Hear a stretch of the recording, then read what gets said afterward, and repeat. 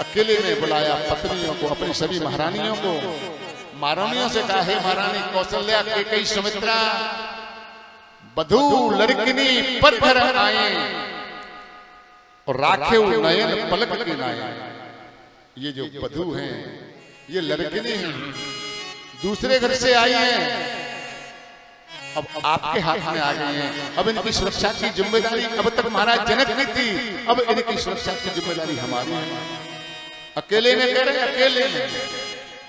और क्या कहा, राखे नयन पलक की नाई। अगर आंख के ऊपर जरा सा भी कुछ होता है, पलक तुरंत बंद हो जाता है। इस आंख को बचाता है। आंख में अगर कूड़ा भी आए तो पलक तुरंत बंद होकर के आंख की रक्षा कर लेता है। तो कह रहे हैं महाराज दशरथ, हे महारानियों, ये जो बेटियां हैं हमारी बहू बनकर के आई हैं, ये लड़कियां हैं, पराए घर में आई हैं, इसलिए अब इनको आप ऐसे रखना, इतनी सुरक्षा में रखना जैसे पलक आंख को सुरक्षित रखता है। इनको कुछ भी हो नहीं जाए, ये जिम्मेदारी तुम्हारी है। वो क्या करें, अकेले में। अरे सामने कहो तो एक बार को लगता है कि बहू को खुश करने के लिए कह रहे हैं, लेकिन अकेले में कह रहे हैं। बहुत पॉइंट की बात है। जब भी सास ससुर अकेले में होते हैं तो कैसी कैसी बातें होती हैं बहू की।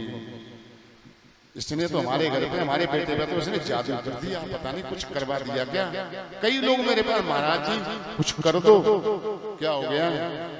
जब बहू ने हमारे बेटा को कुछ करा दिया, भाई तो बिल्कुल नहीं सुनता। ले आना हमारे पास बहू बेटा को, दोनों को। हम दोनों को बुला करके अलग अलग करके समझाते हैं, जो लाभ उनको। हम पे कुछ आता थोड़े, जानते तो कुछ है नहीं, लेकिन हनुमान जी महाराज की कृपा से, गुरुदेव के आशीर्वाद से जो हमारे पास में आता है तो एक ग्रस्त जीवन के लिए जन संस्कारों की आवश्यकता होती है, जो हम कथा में सुनाते हो। अकेले में बैठा करके उसको गृहस्थी का लाभ कैसे होगा, आपके परिवार में शांति कैसे आएगी, यही समझाते हैं। और झूठ मूठ को एक मंत्र बोल देते हैं, उनको लगता है कि जादू कर गया काम। ये तो महाराज जी के ही मंत्र का चमत्कार होता होगा, लेकिन यदि उनकी बात समझ में आ जाए कि मेरा नुकसान किसमें है, मेरा लाभ किसमें है, अगर ये समझा दो उनको तो उनकी बात समझ में आ जाती है। जब भी सास ससुर अकेले में हो सकता है सास ज्यादा रहती है बहू के पास में, तो कुछ बातें बहू की समझ में नहीं आती हो, बहू जो करती है सास की बात समझ में नहीं आती है, या किसी का स्वभाव भी होता है, बात करने का तरीका ऐसा होता है कि वो तो सहज भाव में कह रही है, हमको लग रहा है कि गुस्से में बोल रही है, और अलग ले जा करके सुनो बहुत बेइज्जती करती है, मेरी दिमाग खराब कर दिया। ससुर को चाहिए समझा दो, अरे बच्चा है, बेटी, तुम्हारी बेटी का तुम पे गुस्सा नहीं होती क्या? तुम्हारी बेटी तुम पे कभी गुस्सा नहीं हुई क्या? तुम्हारी बेटी गुस्सा हो तो स्वीकार कर लेती हो, और आज अगर तुम्हारी बहू गुस्सा हो गई तो तुम्हारी दुश्मन की दृष्टि से देखते हो? नहीं, बेटी है, अरे गुस्सा हो गया तो तुम जाकर के गले से लगा लो और कह दो, नहीं बहू तू गुस्सा क्यों होती है बेटा, तू मेरी बेटी है। ऐसे नहीं बोलते, अच्छे से समझा दो।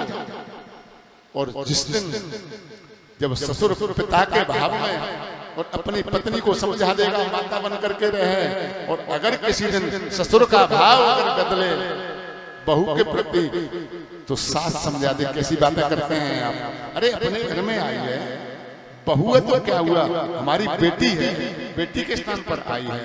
ये परिवार का सामंजस्य।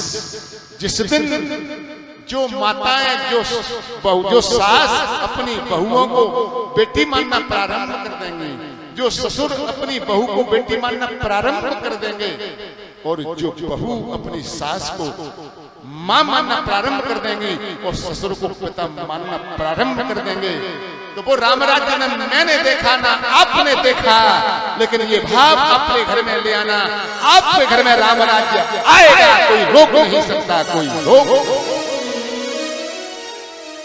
आधारशिला है राम राज्य की, तहां सुमति तहां संपत्ति नाना, तहां कुमति तहां पिपति निधाना। जहां सम्मति है, जहां एक दूसरे की अच्छी मति है, वहां पर अपने आप सभी प्रकार की संपत्ति आ जाती है। अलग अलग प्रकार की संपत्तियां मैं बता चुका हूं, धन अलग अलग प्रकार के धन है, लेकिन सभी संपत्तियां उस घर में आ जाती हैं जहां पर सुमति है। जिन घरों में कलेश नहीं होता, जिन घरों में बहू और सास के अंदर मनमुटाव नहीं होता, जहां पर ससुर बहू को हे दृष्टि से नहीं देखता, जहां पर सास बहू का अपमान करने की नहीं सोचती और जहां पर सास बहू को बदनाम करने की नहीं सोचती, ऐसा लगता है माँ और बेटी का रिश्ता है, ऐसा लगता है कि बाप और बेटी का रिश्ता है, उस घर में तो स्वर्ग बन जाता है, उस घर में स्वर्ग बन जाता है। बोलिए भक्तवत्सल भगवान की जय।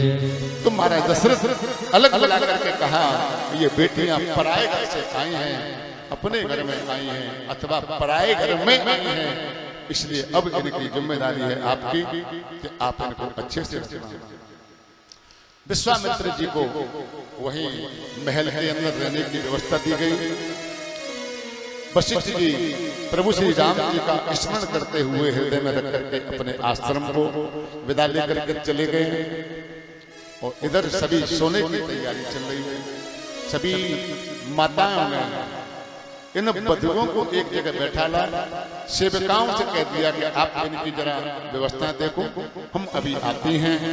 तीनों माताएं वहां से खड़ी होकर के राम जी के पास में आई। राम जी से कहा, हे पुत्र राम, हमने सुना है बेटा, जब से गए हैं ना राम लक्ष्मण विश्वामित्र जी के साथ में विवाह होकर के लौट करके आज ही आए हैं, तो ये माताओं ने राम जी को आज देखा है।